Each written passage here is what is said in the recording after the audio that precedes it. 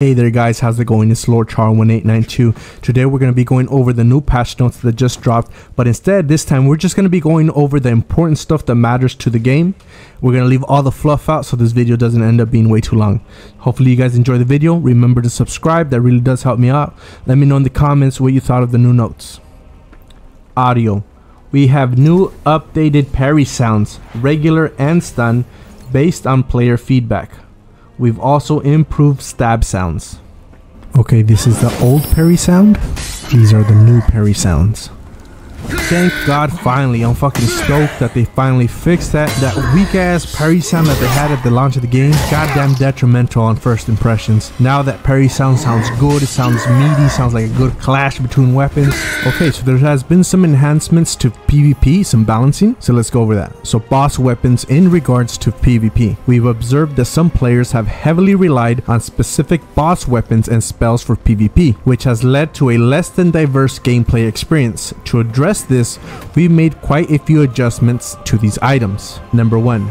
Boss weapons will now have 10 levels instead of 5, and we've modified their upgrade curve. While they remain potent, they are no longer overpowered in PvP. Number 2. The mana cost of Pieda's Blessed Reflection and Infernal Hound's invocation spells have been significantly increased. Number 3.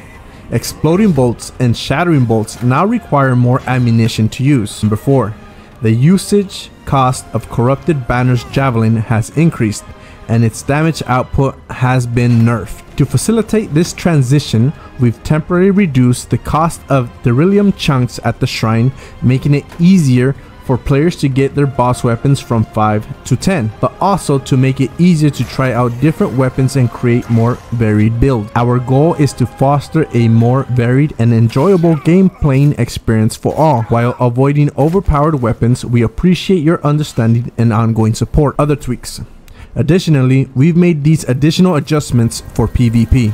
The host is now unable to return to the main menu while the Crimson Ritual is in progress. We've made adjustments to invasion volume boxes, increasing their size and slightly to help reduce disconnection. This is an ongoing process, so we can expect to see further improvements in this patch, with additional enhancements planned for next week. We have enhanced the visual feedback for players' eliminations in PvP to provide a more rewarding experience. Fixed an issue in which the invader would enter the host world with reduced mana, ammo, or HP if the level disparity between the two players was too high. Bosses.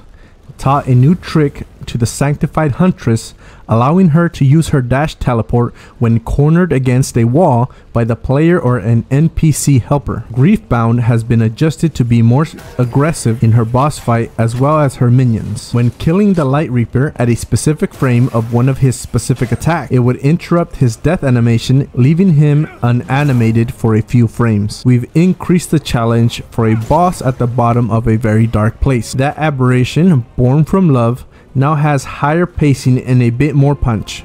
We've intensified the Sundered One's aggression and behavior, making him angrier and more formidable despite his sadness. We've noticed that some players have been struggling with Hingard Guardian Warlord in his hounds, particularly when it comes to his Frostbite projectile attack. To help players anticipate this attack more effectively, we've enhanced his visual feedback. Evading defenders now uses their abilities more effectively and frequently, making the fight significantly more challenging. AI. The Scarlet Shadow has received a few improvements to make it more dangerous and harder to cheese. The Scarlet Shadow could sometimes receive fall damage. Not anymore. The Scarlet Shadow has learned a few new tricks to react to some trolling players.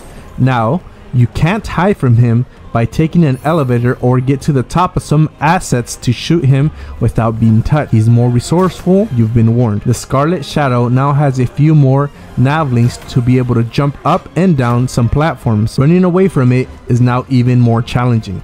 Balancing. Brimstone's healing speed has been slightly increased to improve their effectiveness in battle. It now takes 12 seconds instead of 20 seconds for the full Brimstone effect to apply.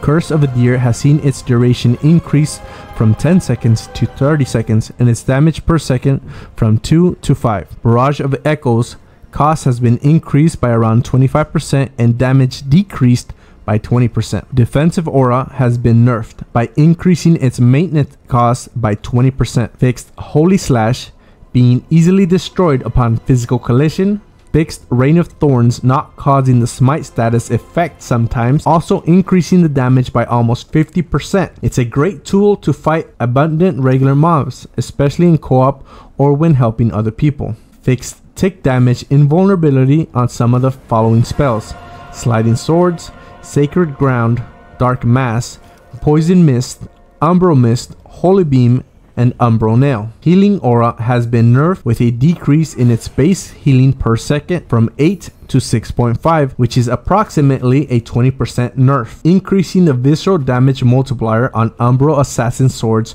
by 15% to make them more attractive choice for parry players. Lower the bonus damage from Pendant of the Burden from 0.1 to 0.07. Stacking status effects are highly effective and fairly powerful on their own. As such, we've slightly nerfed this pendant to balance it with other combat options. The Mana Stone prices have been reduced in vendors: small from 300 to 200, medium from 600 to 400, large from 900 to 600. Nerfed enhanced throwables by 30%. Pretty much all of them were overperforming, especially enhanced hammer. Radiant Orb decreasing healing and started deceleration earlier to make it easier to aim for mid distance. Sovereign Protector's Ring poise has been increased from 10 to 25 to boost its effect and make it more attractive to use. Swapped Dunmire's Cane to have 3x meta rune slots instead of 3x square rune slots to treat it like other staves and give it potential to be much more powerful. The Umbral Eye of the Pale Butcher secondary effect has been changed from recover soul flay while in Umbral to 25% damage to enemy soul, so it can be combined with Umbral Eye of Olorine for devastating effect. 3 faction focused pendants: Faceless Carving, Empyrean Pendant, and Rogar's Delight are keeping their faction god empowerments but have seen their protection effects buffed against their respective rival factions. We believe this adapts better to how players are using the strengths and weaknesses of every magic school. Removed poise damage from AoE spells such as Graveyard Fog, Petrification, and Concentrate to prevent weird looped flinch animations of any enemy with 0 poise. Swapped a duplicate Petrification in Revelation Depth with 3 times Poison Salt, as the spell can also be retrieved in the Fen. Note that when picking up an already earned item, you get a reward, but we are just granting now a better one. And that's it for today's patch notes videos. Well, at least the important part. Let me know in the comment section if your specific build survived these patch notes. I know for myself that defensive aura nerf is really gonna be hurting me. Well, thank you for watching. Keep an eye out for the review. I'm almost done with the game, so hopefully you guys like the review. I'll see you guys in the next one.